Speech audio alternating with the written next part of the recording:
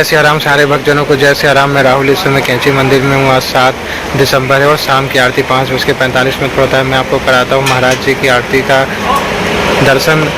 राजेंद्र जी थे नजफगढ़ से, उन्होंने आज मेरे से बात किया और काफ़ी ज़्यादा उदास थे और वे थोड़े से भावुक भी हो गए। उनका सिर्फ उदासी का कारण ये था कि जब वे फर्स्ट टाइम कैंची धाम आए थे महाराज जी के दर्शन करने, तो वे दिल्ली से आए थे, ट्रेन से आए थे शताब्दी से। तो शताब्दी में एसी की बोगी है, वे फिर अभी आना चाह रहे हैं। थोड़ी सी उनकी मतलब आर्थिक स्थिति ठीक नहीं है, तो उन्होंने कहा था कि भैया महाराज जी पर मेरी अर्जी कर देना कि मेरी आर्थिक स्थिति नहीं है और मैं इस बार आ रहा हूँ। तो दिल्ली से शाम को रात को ट्रेन आती है रानीखेत स्पेशल, तो वे इस बार उससे आ रहे हैं और इस बार शायद वे उसमें स्लीपर क्लास से आ रहे हैं। उसकी बता रहे थे मुझे कि 120 रुपये की टिकट है। वे इसीलिए थोड़े से भावुक हो गए कि भैया अब मैंने महाराज जी से क्या ऐसी गलती कर दी कि मैं जब पहली बार आया था तो एसी वाले ट्रेन में आया था और इस बार महाराज जी मुझे ऐसे ही बुला रहे हैं। मैं यही उनको बोलना चाह रहा हूँ कि आप भावुक ना हो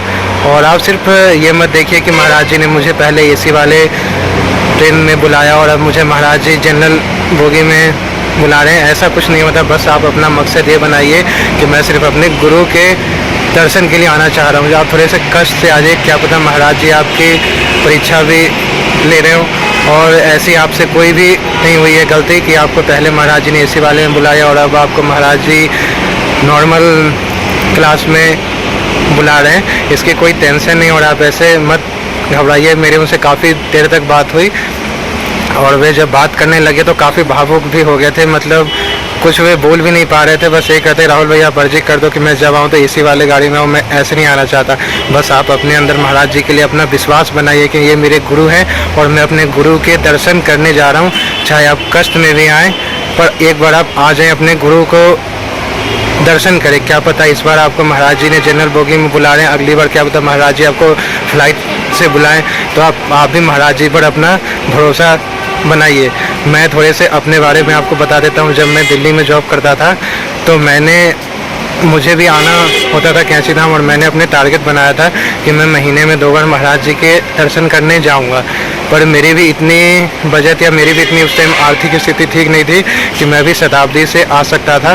तो मैंने भी कहा कि चल मैं भी रानीखेत में ही चलता था, क्योंकि मेरी बस यही इच्छा थी कि मैं अपने महाराज जी से मिलूँ, अपने गुरु से मिलूँ। बस मैं अपने गुरु से मिल लूँगा, मेरा सब कुछ ठीक हो जाएगा।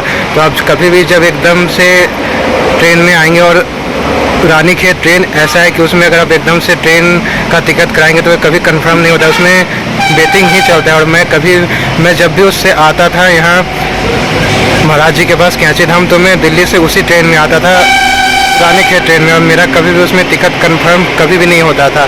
और मैं जब भी आता था तो मैं बस 120 रुपये की टिकट आती थी नॉर्मल की, मैं वही लेके आता था, क्योंकि मैं इसलिए आता था कि चल यार दिक्कत में जाना क्या करना, मुझे बस अपने गुरु का करना है दर्शन। और टिकट में इसलिए लेता था कि मुझे तीती ना पकड़े।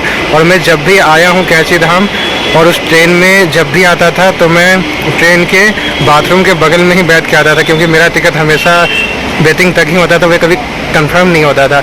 उसके बावजूद भी मैं जब भी महाराज जी के पास आता था मैंने कभी कंप्लेन नहीं किया महाराज जी से कि महाराज जी मैं आपके दर्शन करने आया हूँ तो आपने तो मुझे ट्रेन में भी सीट नहीं दिलाया, मैं तो ट्रेन के बाथरूम में मैं बैठ के आया हूँ।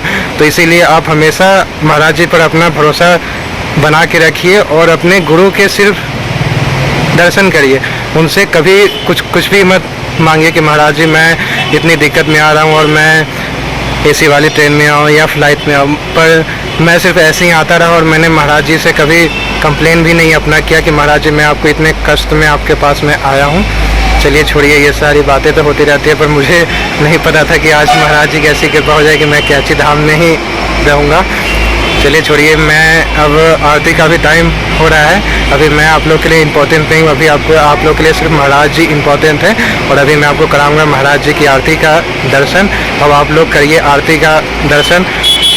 हाँ, बस मैं आप लोग को एक संदेश और देना चाहता हूँ कि आप लोग भी जब भी कैंची धाम आते हैं तो आप लोग भी महाराज जी का सुबह और शाम की आरती के दर्शन जरूर करिए, क्योंकि मेन जो इम्पोर्टेंट है वह महाराज जी का आरती ही होता है। मैंने यहाँ पर काफ़ी सारे भक्त आते हैं, मैं देखता हूँ कि आरती चलता है बाहर, वे अपना फ़ोटो शूट करते रहते हैं, पर ये चीज़ नहीं है। आप जब भी आते हैं तो आरती में शामिल होइए, क्योंकि अपने महाराज जी और अपने गुरु जी अभी भी साक्षात कैंची धाम में ही हैं। खैर महाराज जी तो मेरे साथ बहुत सारी लीलाएं और बहुत सारे अनुभव हैं मेरे महाराज जी के, पर चलिए छोड़िए, ये मैं कभी अलग से बनाऊंगा।